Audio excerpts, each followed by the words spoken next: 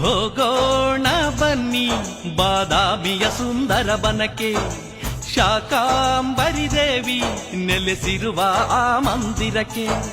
ಶಿರವಾಗಿ ಬನ್ನಿ ಶಿವಸತಿ ಶ್ರೀ ಪಾರ್ವತಿಗೆ, ಹಿಡಿ ಹೂವ ತನ್ನಿ ಬನಶಂಕರಿ ತಾಯಿಯ ಮುಡಿಗೆ.